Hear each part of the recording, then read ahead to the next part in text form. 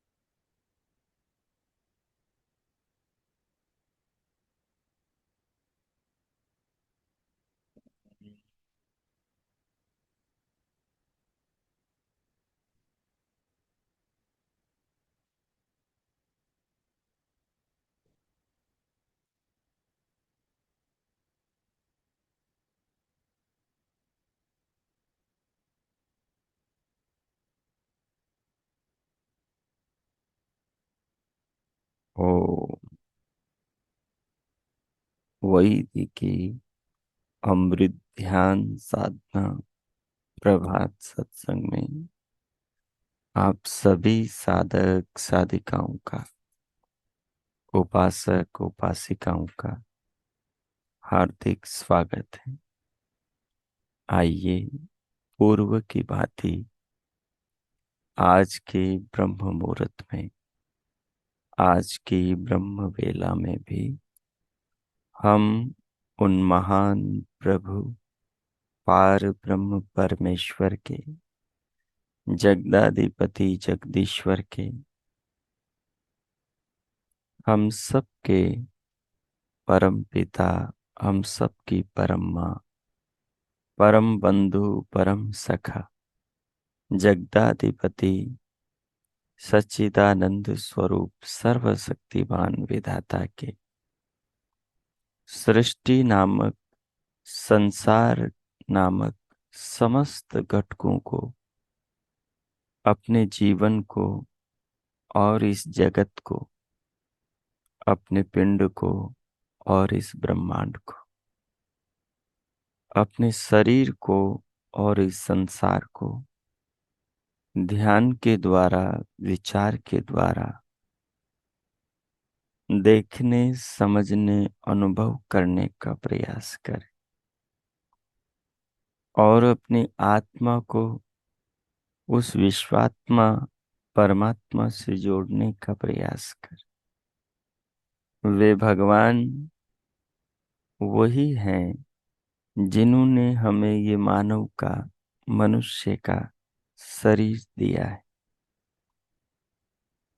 जिन्होंने माता के गर्भ में इसे बनाया और पृथ्वी माता के गर्भ में इस शरीर को जीवित रखने के लिए नाना प्रकार के खाद्य पेय पदार्थों का नित्य ही नूतन नूतन निर्माण करते चले आ रहे हैं, जिन्होंने सारे ब्रह्मांड में संतुलन पैदा कर रखा है, जो सौर परिवार के पति सूर्य के द्वारा सारे इस ब्रह्मांड के घटकों को, सौर परिवार के अन्य लोकांतरों को, अन्य ग्रह नक्षत्रों को, सबको पकड़े हुए हैं, एक व्यवस्था में सबको संचालित कर रहे हैं और इन सब के द्वारा पृथ्वी को और पृथ्वी पर रहने वाले समस्त प्राणियों को जीवन दे रहे हैं।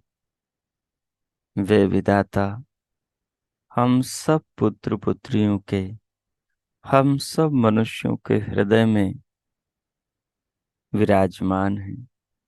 विश्वम शृणोति पश्यति, सबको हर पल देखता और सुनता है और सबसे सबसे ज्यादा प्रेम करता है। हम उसका धन्यवाद करें न करें, लेकिन फिर भी वो हम बच्चों को सदैव पालता पोसता और हमारे संवर्धन के निमित्त नाना प्रकार के साधनों का निर्माण करता और हमें प्रदान करता है, और उन साधनों की जीवन पर्यंत रक्षा भी वही करता है। शरीर के भीतर की सारी शक्तियों को वही अपनी व्यवस्थाओं से धारण करता है। उन शक्तियों को नई ऊर्जा, नई शक्ति देने के लिए उन इंद्रियों को, अंतकरण को, तीनों शरीरों को, दसों प्राणों को, पांचों कोषों को, पूरे सूक्ष्म शरीर को, अंतःकरण को, षड धातुओं को, सबको वही पिता धारण करता है। हर चीज का ज्ञान उसको है। देह की करोड़ों अरबों खरबों कोशिकाओं को, उनके भीतर की रचना को, उनकी व्यवस्था को, सबको वही व्यवस्थापक जानता है।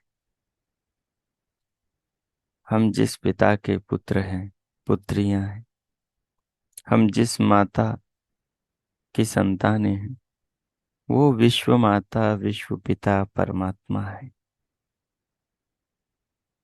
हम ध्यान उपासना के द्वारा, चिंतन मनन के द्वारा अपने संस्कारों में, अपनी समझ में, अपने हृदय में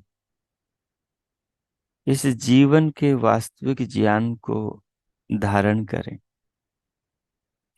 इस जीवन की वास्तविक इस समझ को हम अपने अंदर धारण करें। हम अपना दृष्टिकोण यथार्थ, वास्तविक बनाएं। सृष्टि रूप में जो भी जगत में पदार्थ हैं, वो सब इस जीवन के दाता विधाता की कृतियां हैं,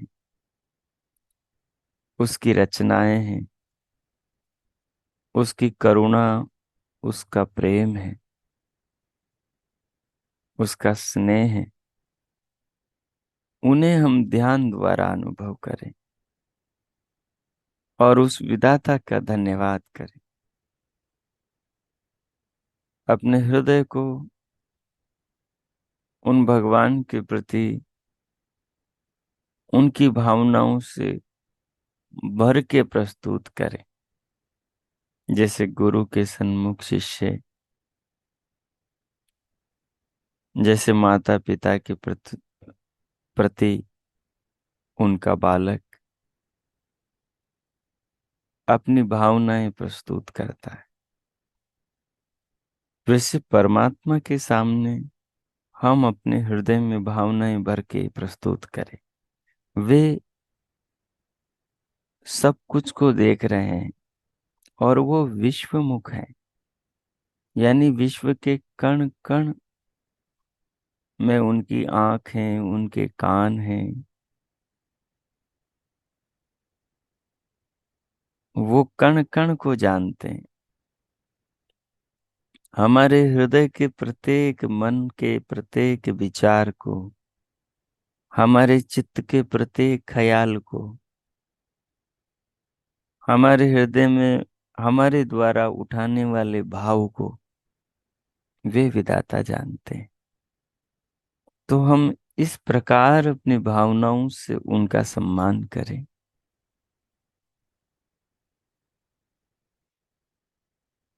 कि उनकी कृपा, उनके ज्ञान, उनके ध्यान से जो हमारे हृदय में आलोक, ज्ञान का प्रकाश हो, उस उजाले में हम अपने जीवन को आनंदपूर्ण बना सके।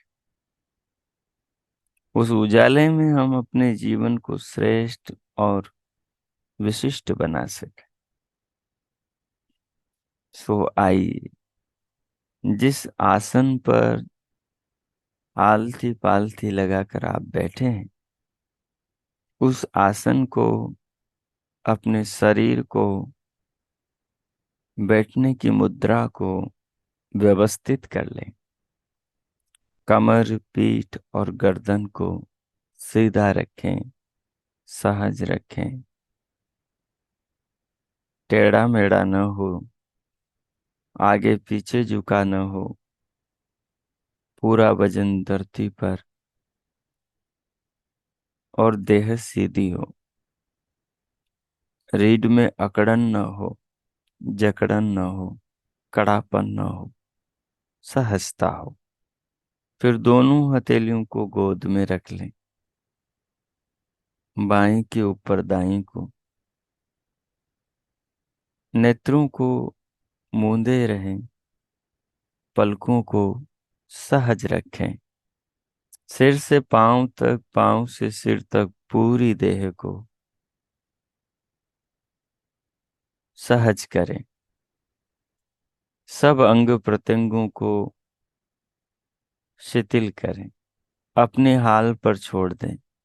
उनकी मांसपेशियों को सहज कर दें। कहीं कोई अकड़न जकड़न, खिंचाव बिछाव, तनाव दबाव बिल्कुल भी न हो। इस प्रकार पूरे शरीर को सहज कर दें। मुखमंडल पर माधुर्यता लेकर आए। आप विश्व निर्माता विधाता की भक्ति करने जा रहे हैं, उसका गुणगान करने जा रहे हैं, उसके विश्व रचना के विज्ञान को समझने के लिए प्रवेश कर रहे हैं ध्यान में। संपूर्ण ब्रह्मांड के स्वामी, सबसे बड़े ज्ञानी, सबसे बड़े पिता, सबसे बड़े पालक, सच्चिदानंद स्वरूप विधाता की भक्ति करने जा रहे हैं हम। अपने हृदय को उतना महान बनाए, अपने भीतर गंभीरता, धैर्य और स्थिरता लेकर आए। मुखमंडल पर मधुरता, माधुर्य बनाए रखते हुए अब बाहर से भीतर आने वाली जीवनी शक्ति, प्राणियों के प्राण तत्व, प्राणवायु को लंबी गहरी लयबद्ध करते हुए धीरे धीरे बाहर से भीतर ले, अनुभूति के साथ। इसके निर्माता विधाता को भी अपने हृदय में, अपनी भावनाओं में लेकर आए। यही प्राण है जो हमें रात भर सोने के बाद भी जीवित रखता है। इस प्राण को हमें प्रतिपल जीवित रखने के लिए परमात्मा इन पेड़ पौधों वृक्षों में बनाता है, इस वायुमंडल अंतरिक्ष में बनाता है, और हम सब बच्चों को इसके द्वारा जीवन पर्यंत जीवित रखता है। उन विधाता के प्रति अपने हृदय को कृतज्ञता से भर ले, श्रद्धा से भर ले, भावना से भरे, और भावना पूर्ण होकर धीरे धीरे श्वास को बाहर से भीतर लेते हुए अनुभव करें, और अनुभव करते हुए इसकी अनुभूति से जो सुख मिले उस सुख में डूब जाए।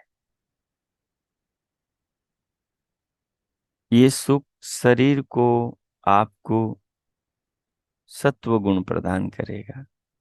ये तमोगुण को, रजोगुण को, चंचलता को, आलस्य प्रमाद को हर लेगा और आपको सात्विकता प्रदान करेगा, जागरूकता प्रदान करेगा, उत्सुकता और ध्यान में रुचि प्रदान करेगा। 2-3 बार लंबी गहरी सांस लें और छोड़ें। प्रभु को हृदय में रखें और श्वास को अनुभव करते हुए उसकी अनुभूति में डूबे। अनुभव करने वाला सदैव चेतन होता है। जड़ कभी जड़ को अनुभव नहीं करता। चेतन जड़ को और चेतन को अनुभव कर सकता है। आत्मा है शरीर में, हम ही आत्मा है। हम ही श्वास को अपनी नाक से, जड़ नाक से जड़ श्वास वायु प्राण को अनुभव कर रहे हैं। इस ज्ञान के साथ जड़ से चेतन को इस विवेक के द्वारा, इस दृष्टिकोण के द्वारा अलग करके अनुभव करें।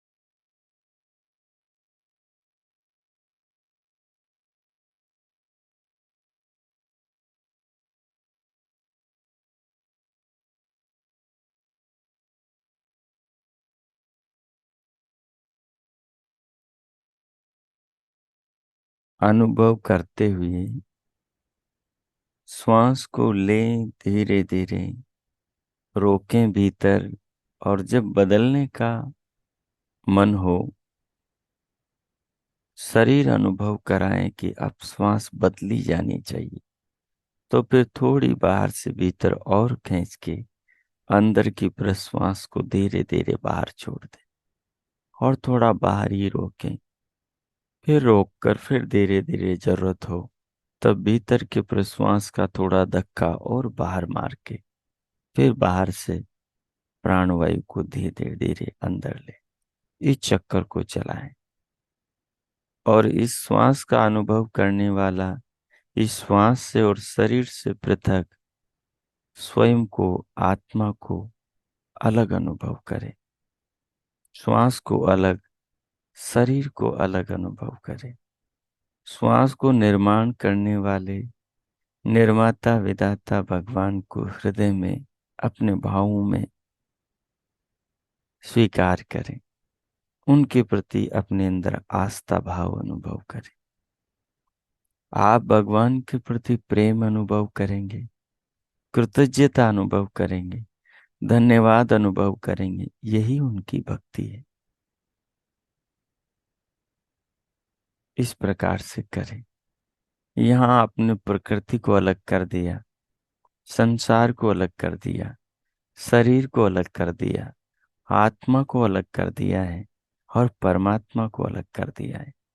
तीनों तत्वों को अलग अलग करके आप इन क्षणों में, श्वास के प्रयोग के क्षणों में अनुभव कर रहे हैं। इस भाव को भीतर रखकर और 2 मिनट ही अभ्यास करें, और श्वास से मिलने वाले सुख में अपने आप को आनंदित करें। कीजिए।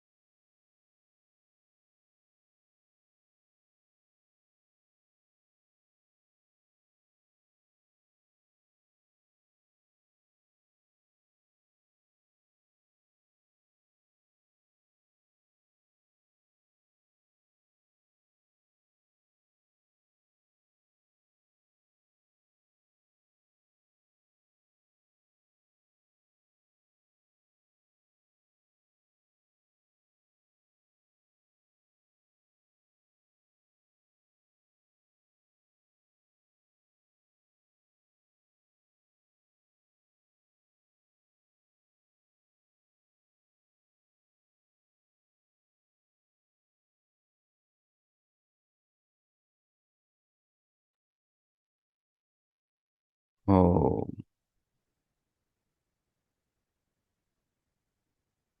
हो। इस प्रकार श्वास को भीतर धीरे धीरे लेते हुए उसकी अनुभूति करते हुए और उसके प्रभाव से पूरे देह को आनंदमय और देह को अनुभव करने वाले स्वयं को आनंदित अनुभव करते। इस अनुभूति से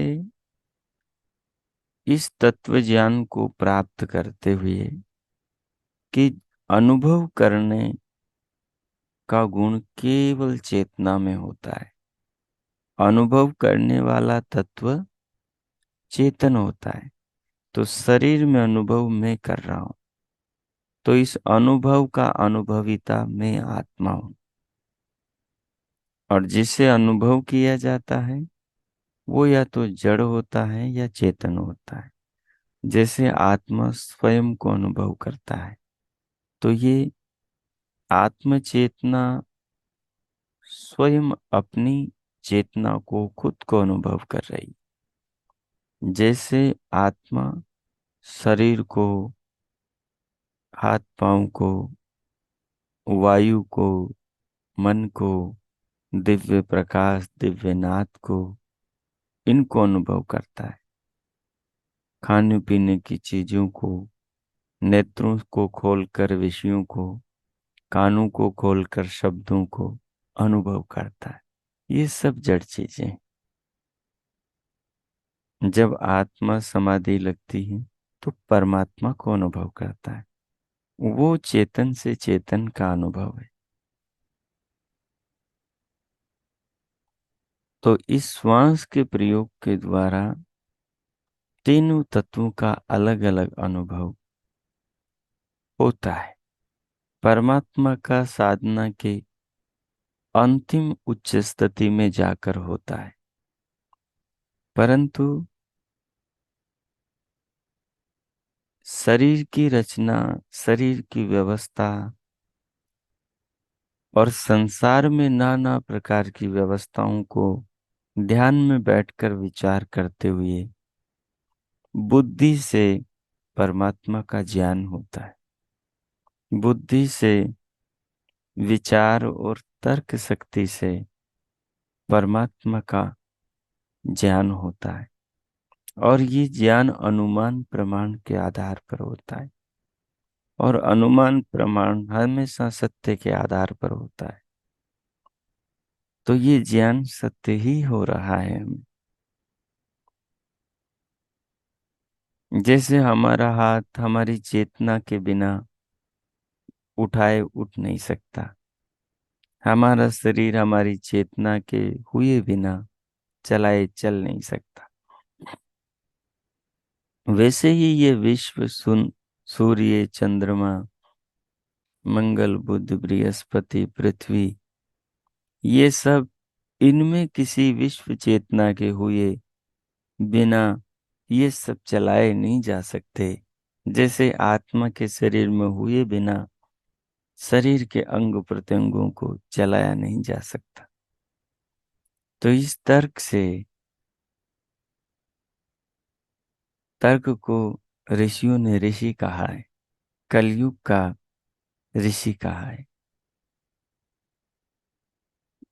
साधकों का, उपासकों का, अध्येताओं का, विद्वानों का मार्गदर्शक कहा है। तर्क वो तत्व है जो प्रयोक्ता को ठीक लक्ष्य तक, वास्तविक उद्देश्य तक, यथार्थ सत्य तक पहुंचाता है। तो जिस प्रकार से आपने विचार करके, अनुभव करके इन तत्वों को अनुभव किया है, तीनों को,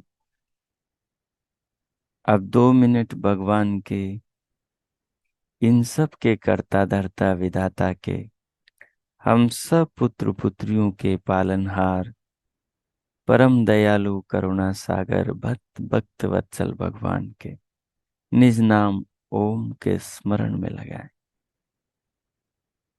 उन विधाता के इस नाम का स्मरण करते हुए उनको सर्वरक्षक के रूप में अनुभव करें। श्वास से, प्राण से हमारी रक्षा कर रहे हैं, इसे आप प्रत्यक्ष अनुभव कर रहे हैं। भोजन से, जल से, अग्नि वायु से, सूर्य से, चंद्रमा से, नाना प्रकार की औषधियों से, वनस्पतियों से, रसों से हमारी रक्षा कर रहे हैं। हाथों से, पाँवों से, आँखों से, मन से, अंतकरण से हमारी रक्षा कर रहे हैं। इस प्रकार वो सब प्रकार से हम जीवों की, देहधारियों की रक्षा कर रहे हैं। उनको इस रूप में अनुभव करें, उनका मानसिक नाम का जप करें और अनुभव करते हुए उनके प्रति हृदय में सम्मान, भक्ति, समर्पण, श्रद्धा और धन्यवाद अनुभव करें। 2 मिनट ये प्रयोग करें, कीजिए।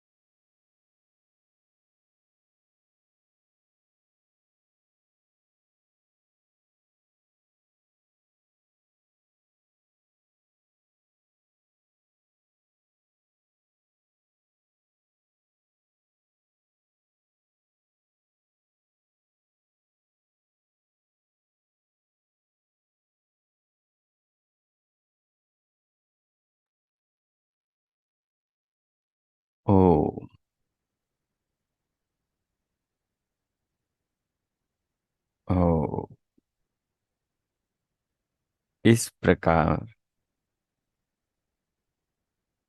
परम देव परमात्मा के जगदाधिपति जगदीश्वर जगत निर्माता प्राण पिता विधाता के सर्वरक्षक स्वरूप का उनके निज नाम ओम का स्मरण करते हुए भावना पूर्वक चिंतन करते हुए जो आपने उनके प्रति आस्था श्रद्धा भक्ति अपने हृदय में अनुभव की है उसको आत्मसात करें।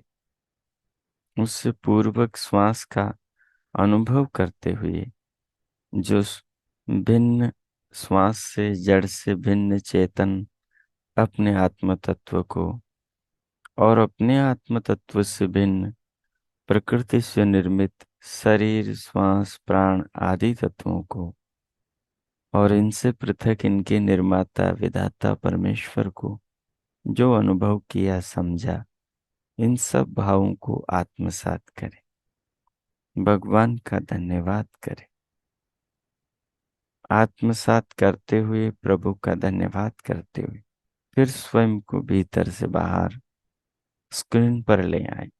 दोनों हथेलियों का परस्पर घर्षण करते हुए उष्ण हथेलियों से पूरे मुखमंडल का स्पर्श करते हुए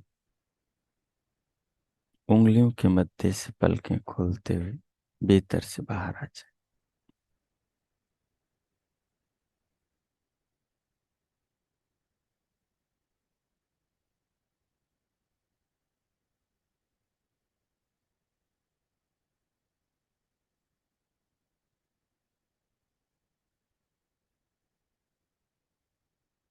ओम।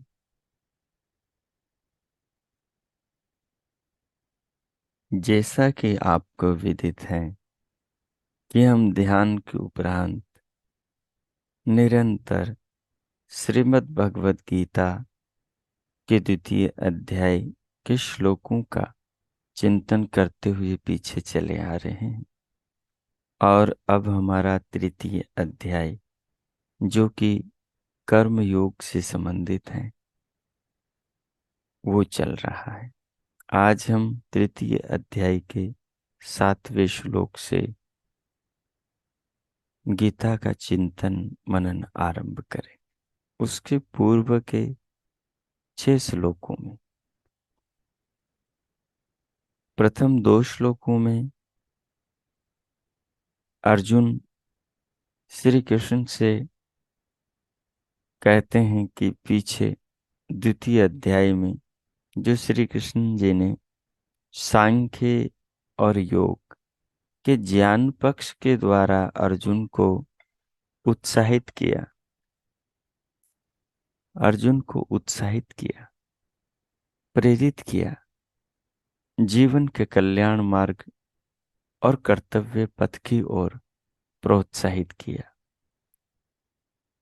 तो श्री कृष्ण से अर्जुन कहते हैं और ज्ञान की विशेषताओं को भी बताया कि ज्ञान को जीवन में धारण करने से व्यक्ति किस प्रकार से अपनी बुद्धि को स्थिर करता है और विशिष्ट बुद्धि वाला बन जाता है।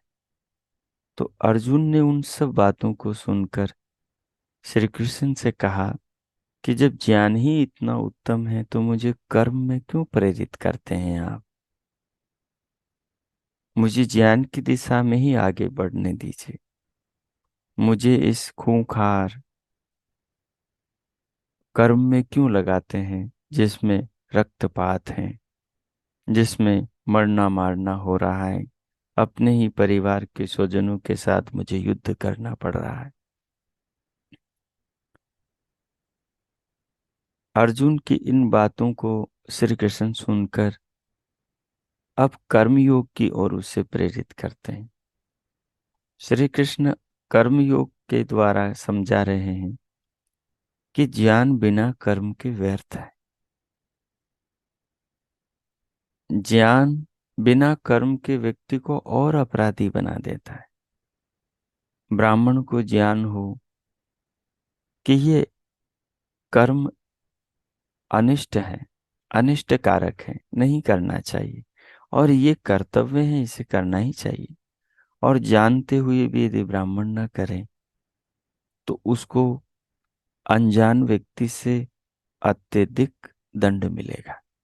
जो जानते हुए कर्म न करता उसको अधिक दंड मिलेगा, क्योंकि हम हृदय में जान रहे हैं ये मेरा कर्तव्य है, इसे मुझे निभाना चाहिए।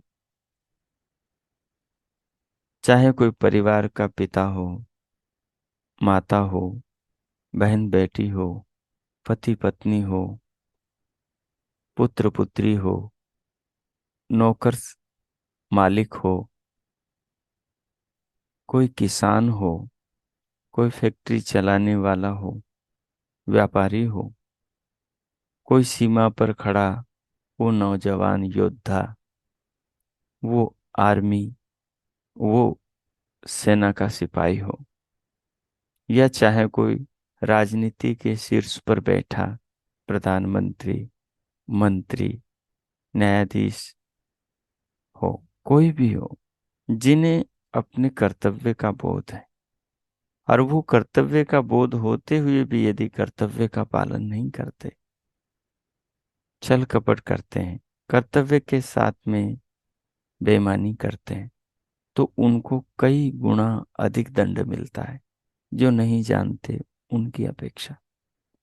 क्योंकि उनके हाथ में है, जो शीर्ष पर बैठे हैं, वो जगत को शांति का घर बना सकते हैं। वो समस्त प्राणियों को एक परिवार में बांध सकते हैं। वो उस रक्तपात को मिटा सकते हैं। वो समाज के अंदर सद्भावना और आदर्श चरित्र और मर्यादाओं का स्थापन कर सकते हैं। लेकिन जो जानते हुए नहीं करते वे अपराधी होते हैं। समाज यदि उनको दंडित न कर सके तो कुछ नहीं, ईश्वर उन्हें घोर दंड से दंडित करता है। बहुत उनको नरकों की यातनाएं देता है। जो ऐसे अपराध करते हैं, जो मनुष्य शरीर में अपराध करते हैं, उनको मनुष्य शरीर से और अन्य शरीरों से ऐसी ऐसी पीड़ाएं प्राप्त कराता है। इसलिए अर्जुन को श्री कृष्ण खोल खोल कर बाल की खाल उतार के समझा रहे कि तुम्हारा जो कर्तव्य है उस कर्तव्य से पलायन करना ही सबसे बड़ा अपराध है। मुक्ति तो दूर रही, तुम्हें स्वर्ग भी नसीब नहीं होगा। अरे स्वर्ग तो अगले जीवन में मिलेगा, तुझमें वर्तमान जीवन में सुख शांति भी नहीं मिलेगी। तुम्हें सब ओर से अपयश, अश्रद्धा, निंदा और लोभहीन दृष्टि से कायरता पूर्वक भागा हुआ पलायनवादी समझेंगे। अर्जुन को कृष्ण एक पिता की तरह, एक सच्चे गुरु की तरह, एक सच्चे मित्र की तरह मार्गदर्शन दे रहे हैं। जैसे कुम्हार वो मिट्टी के बर्तन को पीटते हुए उसको बढ़ाता है, उसके आकार को बढ़ाता है, उसका संवर्धन करता है, उसको बड़ा करता है, अंदर हाथ रखता है और बाहर से पीटता है। जैसे माँ, पिता, गुरु शिष्य का, बच्चे का निर्माण करते, भीतर से बहुत प्रेम करते, बहुत प्रेम करते हैं भीतर से। हर पल उसको अपनी निगाह में, अपने ध्यान में रखते और सारे काम काज करते। लेकिन बाहर से डांटते भी, आंखें भी दिखाते, कभी कोमल हाथ से मार भी देते हैं, पीटते भी हैं, लेकिन भीतर से अपार स्नेह करते। अर्जुन से बहुत स्नेह श्री कृष्ण करते, लेकिन कभी कभी तीखे शब्दों से चोट भी करते हैं, ताकि उसके अंदर का सोया हुआ आत्मा, सोया हुआ अर्जुन, सोया हुआ वो योद्धा जाग उठे, जो नीचे देखकर ऊपर मीन की आंख को भी तीर से भेद देता है। वो योद्धा जाग उठे जो बड़ी बड़ी सेनाओं को अकेले ही पछाड़ देता है। आज वो स्वजनों को सामने देख करके, मोह और लोभ से ग्रसित हो करके, अपने नैतिक धर्म को, क्षत्रिय धर्म को, कर्तव्य कर्म को तिलांजलि दे रहा है। श्री कृष्ण कठोर शब्दों से उस योद्धा को जगा रहे हैं और कह रहे हैं कि ज्ञान बिना कर्म के अधूरा है। वो ज्ञानी घोर पापी है जो जानते हुए अपने कर्तव्य कर्म को नहीं निभाता। वो माँ, वो पिता उस पुत्र के, उस पुत्री के अपराधी हैं जो जानते हुए उस बच्चे का उत्तम निर्माण नहीं करते, उस बच्चे को आत्म कल्याण के मार्ग पर नहीं ले जाते।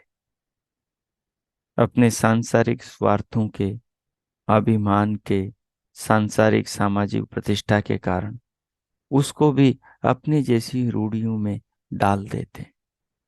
उसे सत्य और आत्म उत्थान, आत्म कल्याण और मुक्ति के पथ की ओर नहीं प्रेरित करते। वो माँ बाप अपराधी, माता पिता परमात्मा के प्रतीक है। माता पिता परमात्मा के प्रतीक है, प्रतिनिधि है। उन माता पिता का कर्तव्य है कि वो अपनी संतान को जो शास्त्र शिक्षा देते हैं उस शिक्षा के अनुरूप जीवन लक्ष्य की ओर प्रेरित करें। ये माता पिता का धर्म। सो आइए अब हम गीता के उन श्लोकों का अध्ययन करें जिनमें आगे श्री कृष्ण अर्जुन को और बहुत कुछ बता रहे हैं।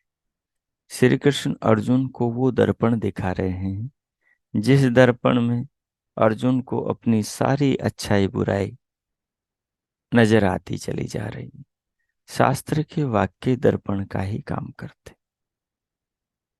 वो हमें हमारे अंदर के गुण दोषों को दिखाते, हमारी हीन अवस्था और हमारी उच्च स्थिति को मापने का पैमाना देते हैं कि हम अपने आप को, अपने जीवन को, अपने व्यवहारों को, अपने भावों को, अपने कृत्यों को इन श्लोकों द्वारा, ज्ञान की इन बातों द्वारा माप सके कि हम इनके अनुरूप हैं या छोटे हैं, ओछे हैं, निम्न है, कहाँ सुधार की कितनी जरूरत है, हम उस सुधार को कर सके। तो अगला 7वां श्लोक देखिए। पीछे कह दिया श्री कृष्ण ने कि कर्म इंद्रियाणि संयम में ये आस्ते मनसा स्मरण, इंद्रियार्थान विमूढ़ात्मा मिथ्याचार स उच्यते। जो आदमी बाहर से धर्मात्मा होने का दिखावा करता है, जो बाहर से बड़ा साधु संत और महात्मा बनता है और भीतर से विषयों में विचरण करता है, भीतर से उन्हीं विषयों में डूबा रहता है, वो मिथ्याचारी है, वो झूठा है। जो बाहर से भेष तो महात्मा का पहन रहा है और भीतर से दुरात्मा बना बैठा है, ऐसा व्यक्ति पाखंडी है। ये पाखंड यदि हमारे अंदर कहीं न कहीं किसी प्रतिशत में है तो हमें उसे निकालना चाहिए। हमें वैसा ही बाना, वैसा ही रूप, वैसा ही अपना सामाजिक व्यक्तित्व प्रदर्शित करना चाहिए जैसे हम भीतर से हैं। अगर हम सामान्य हैं, विषयों विकारों से घिरे हैं, तो हमें अपने आप को उतना ही दिखाना चाहिए। हमारे अंदर कमी है तो उसे हमें स्वीकार करना चाहिए, क्योंकि हम नीचे होकर ऊंचा दिखाएंगे तो हम गिरते से गिरते चले जाएंगे। बाहर के लोग हमारा वैसा ही सम्मान करेंगे, वैसे ही पूजा अर्चना करेंगे, वैसे ही उपहार और सम्मान हमें देंगे। जिस सम्मान उपहार के हम काबिल नहीं हैं, तो उल्टा पाप चढ़ेगा, उल्टा बोझ चढ़ेगा। तो जो अंदर से जितना ऊंचा अधिकारी, वो उसके अनुरूप ही बाहर भेष बनाए, उसके अनुरूप ही बाहर पद ले, प्रतिष्ठा ले, वैसा ही बाहर भी रहे, और अपने अंदर से बुराइयों को दूर करता चला जाए। जैसे जैसे ही वो भीतर से ऊंचा उठता चला जाए, वैसे वैसे ही वो बाहर भी ऊंचा होता चला जाए, बाहर भी वो उच्च आदर्श अपना प्रदर्शित करता जाए। श्री कृष्ण कहते हैं, जो बाहर से ईमानदार और भीतर से बेईमान है, ऐसा व्यक्ति गलत है। ऐसे हम न बने। अगला श्लोक देखिए। यस्तु इंद्रियाणि मनसा नियम आ,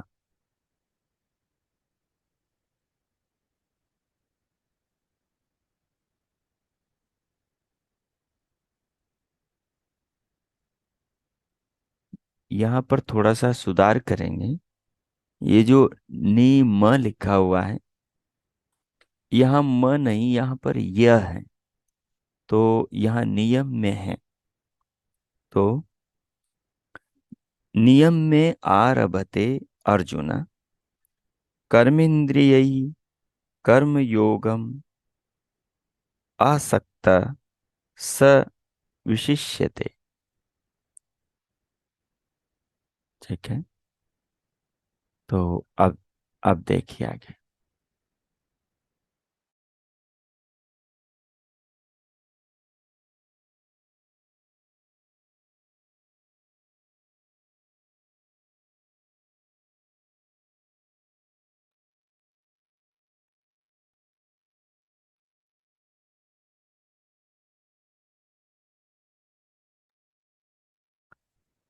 हाँ,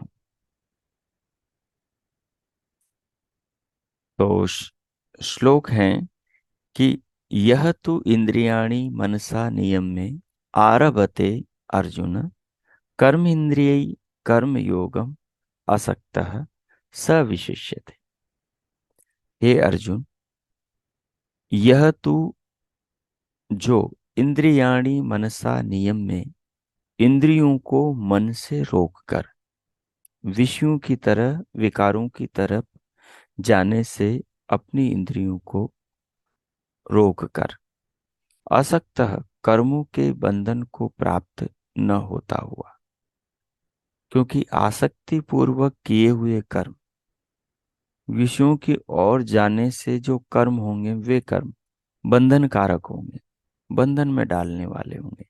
इसलिए कहा, उनको रोकता हुआ कर्म इंद्रियई कर्म योगम आरभते, कर्म इंद्रियों से कर्म योग का आरंभ करता है। स विशिष्यते, वह सबसे विशेष गिना जाता है। हे अर्जुन, जो तो यानी जो तेरे द्वारा इंद्रियों को अपने मन से, बुद्धि से, विचार से, चिंतन द्वारा सिद्धांत के अनुसार रोक करके, जो तेरे कर्तव्य हैं उन कर्तव्य कर्मों की ओर लगाने से कर्म इंद्रिय कर्म योगम आरभ्य थे, जो कर्म इंद्रियां हैं उन कर्म इंद्रियों से कर्म योग आरंभ होगा। यही कर्म योग है। जो ज्ञान हमारे पास में वास्तविक है, उस ज्ञान के अनुरूप जब हम कर्म करते हैं, तो वो कर्म कर्म योग कहलाता है। धर्म पूर्वक किया जाने वाला कर्म, सिद्धांत पूर्वक किया जाने वाला कर्म ही कर्मयोग कहलाता है। तो कह रहे हैं, वह सबसे विशेष गिना जाएगा तेरे लिए। तेरा वो कर्म सबसे विशिष्ट होगा, जो कर्म तेरे धर्म के कर्तव्य के अनुरूप कर्म है। तो अपनी इंद्रियों से, आंखों से, अपने हाथों से, अपने पाँवों से, अपने मन से, वाणी से, अपने गांडीव धनुष बाण से, जो तू तेरा जो कर्तव्य है, उस कर्तव्य की ओर जब इन शरीर की इंद्रियों से हस्त इंद्रिय, कर्म इंद्रिय, वाक इंद्रिय, नेत्र इंद्रिय, श्रोत्र इंद्रिय, मन इंद्रिय, उभय इंद्रिय। इन इंद्रियों के द्वारा जब तू कर्म करेगा तो वो कर्म विशेष होगा, वो कर्म विशेष कर्मों की श्रेणी में आएगा, वो कर्म विशिष्ट कर्मों के अंदर गिना जाएगा। और तेरे ये विशिष्ट कर्म कर्म योग है। इनको करते हुए तू कर्म योगी कहलाएगा। ये तेरा कर्तव्य है, ये तेरा धर्म है। ऐसा श्री कृष्ण अर्जुन को समझा रहे। 8वां श्लोक देखिए। नियतम कुरु कर्म त्वम कर्म ज्यायो हि अकर्मणः शरीर यात्रापि च ते न प्रसिद्ध्यत अकर्मणः। बहुत अच्छी बात बता रहे हैं। नियतम कुरु कर्म त्वम कर्म ज्यायो हि अकर्मणः शरीर यात्रापि च ते न प्रसिद्धेत अकर्मणः। नियतम कुरु कर्म त्वं कर्म ज्याय हि अकर्मणः शरीर यात्रापि च तेन प्रसिद्धेत अकर्मणः। गीता के अंदर कर्म, अकर्म और विकर्म, ये 3 चीजें बहुत विशेष हैं और ये प्रत्येक साधक को समझकर जीवन व्यवहार में लानी चाहिए। आगे वो प्रकरण आएगा, वहां हम विशेषता से उन्हें समझेंगे। देखिए श्लोक का अर्थ। त्वम, तू यानी तुम, ही निश्चय करके, नियतम कुरु कर्म, कर्मों को नियम पूर्वक करो। नियम पूर्वक, जो कर्म करने के नियम है वो नियम पूर्वक तुम कर्म करो। अकर्मणः, कर्म न करने से, कर्म ज्याय, कर्म करना श्रेष्ठ है। कर्म न करने से कर्म करना श्रेष्ठ है। ज्ञान तुम्हें है कि ये लोग अनीति अन्याय के मार्ग पर चल पड़े हैं। मोह ने तुम्हें घेर लिया है कि ये तो चाचा ताऊ रिश्ते रिश्ते नातेदार हैं। अब यहाँ पर तुम कर्म को छोड़ रहे हो, जबकि तुम्हारा हृदय आत्मा कहता है कि तुम्हारा कर्म, कर्तव्य, धर्म है कि तुम अनीति अन्याय के मार्ग पर चलने वाले क्षत्रियों का विनाश करो और धर्म की विजय पताका को राष्ट्र उन्नति, राष्ट्र कल्याण के लिए फिर से लहराओ। ये तुम्हारा कर्तव्य कर्म है। तुम्हारा हृदय इस सच्चाई को जानता है कि तुम्हारा ये कर्तव्य है। तुम इसे छोड़ देते हो जानते हुए और निठल्ले होकर बैठ जाते हो, ये तुम्हारा अपराध है। लेकिन तुम इस हृदय की भावना के अनुरूप कर्म करते हो, चाहे कोई भी है सामने, अपने धर्म को प्रधान, कर्तव्य को प्रधान मानकर कर्म करते हो, तो तुम विशिष्ट हो। फिर तुम्हारा ये कर्म प्रशंसा के योग्य है, क्योंकि ते अकर्मणः शरीर यात्रा भी, कर्म न करने से तेरी शरीर यात्रा भी न प्रसिद्धति, सिद्ध नहीं होगी। जो शरीर का जीवन का उद्देश्य है वो उद्देश्य भी तेरा पूरा नहीं होगा। हमारे अंदर कितने लोगों का जीवन का उद्देश्य, शरीर का उद्देश्य, आंखों का उद्देश्य, कानों का उद्देश्य, पाँव का उद्देश्य, हाथों का उद्देश्य, मन का उद्देश्य, बुद्धि का उद्देश्य, शरीर की कोशिकाओं का उद्देश्य पूरा हो रहा है। ये मनुष्य शरीर किस उद्देश्य के लिए मिला है? जो 84 लाख योनियों में सबसे विशेष, किस उद्देश्य के लिए मिला है? अगर शास्त्रों की माने तो वो उद्देश्य एक है। वो उद्देश्य है अपनी आत्मा का ज्ञान, परमात्मा की प्राप्ति करना। और ये दोनों कर्म तब तक नहीं हो सकते जब हम समाज के अंदर जो हमारे कर्तव्य हैं उनका पालन नहीं करते। अर्जुन क्षत्रिय धर्म के अंतर्गत हैं, क्षत्रिय वर्ण में हैं, तो इसका मतलब है उसका कर्तव्य है सारे समाज में जो विनाशकारी शक्तियां हैं उनका विनाश करे। जो अपराधी शक्तियां हैं उनका। हम अपने घर परिवार में देख लें, हम अपने जीवन व्यवहार में देख लें कि हमारी शरीर यात्रा का जो उद्देश्य है,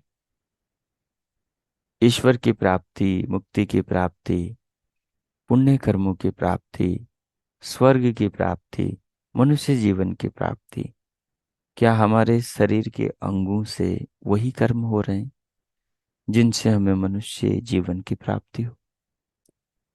आगे हम देव बने, ऋषि बने, मुक्ति को प्राप्त करें।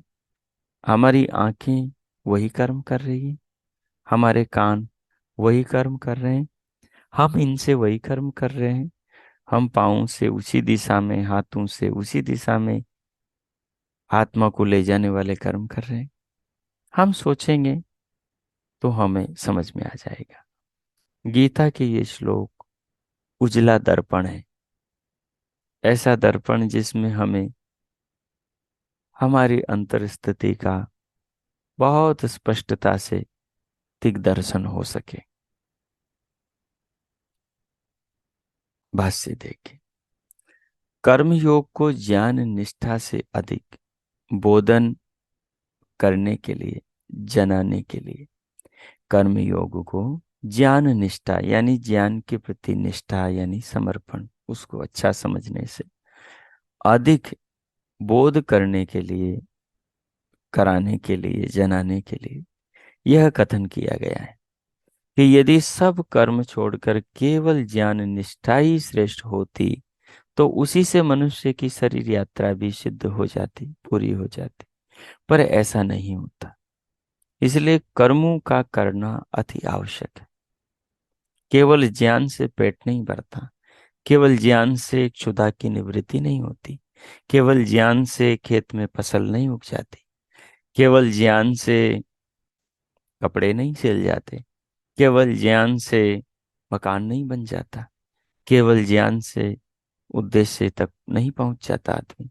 ज्ञान के साथ में हाथ पांव हिलाने की भी जरूरत होती, ज्ञान के साथ में उठने बैठने, कर्म करने, संघर्ष करने, पसीना बहाने की भी जरूरत होती है। तो कह रहे हैं और बात यह है कि कर्म बंधन का हेतु यज्ञादि कर्मों से अन्यत्र होते हैं।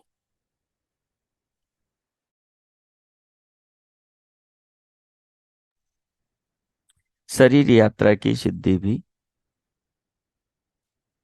उसी से मनुष्य की शरीर यात्रा भी सिद्ध हो जाती है, पर ऐसा नहीं होता केवल बिना कर्म के ज्ञान से। इसलिए कर्मों का करना आवश्यक है। और बात यह है कि कर्म बंधन का हेतु यज्ञादि कर्मों से अन्यत्र होते हैं। जो यज्ञ आदि कर्म है, लोक कल्याण के कर्म है, ये बंधन के हेतु नहीं होते। ये तो मुक्ति के, ये तो स्वर्ग के, ये तो मनुष्य पुनर्जन्म के, श्रेष्ठ जन्मों के हेतु कारण होते हैं। कर्म बंधन का हेतु यज्ञादि कर्मों से नहीं होता। हाँ, जो यज्ञों के विरुद्ध कर्म होते हैं, यानी यज्ञ का मतलब लोक कल्याण, धर्म, उसके विपरीत जो अधर्मकारी कर्म होते हैं वो बंधन के हेतु बनते हैं। जो यज्ञार्थ कर्म किए जाते हैं लोक कल्याण के लिए, वह बंधन का हेतु नहीं होते। इसी भाव को अगले श्लोक में दिखाया है। तो अगले श्लोक को हम कल करेंगे। आज इतना ही रखते हैं। अभी जो हमने 3 श्लोक पढ़े हैं, अब इनके भाव को आप विचार करें। यज्ञ किसे कहते हैं, यज्ञ का स्वरूप क्या है? गीता चूंकि वेदों का सार है, भगवान व्यास का चिंतन है, जो वेदों के प्रकांड विद्वान थे। श्री कृष्ण वेदों के प्रकांड विद्वान थे। वेदों का जो चिंतन मनन करने से उनके जीवन में जो ज्ञान का स्रोत बहा, जिसके द्वारा उन्होंने अर्जुन को, भावी भारत को जीवन जीने का तरीका सिखाया, ये साक्षात वेदों का ही सार है। सरल है, तो इसका हम मनन करें और जीवन को इसकी शिक्षाओं के अनुरूप ढालने का प्रयास करें। तो अगले 2 श्लोकों पर आप चिंतन करें। मैं शांत होता हूँ, 2 मिनट मौन होता हूँ। आप इनके भाव को आत्मसात करें और प्रभु का धन्यवाद करें। ओम कीजिए।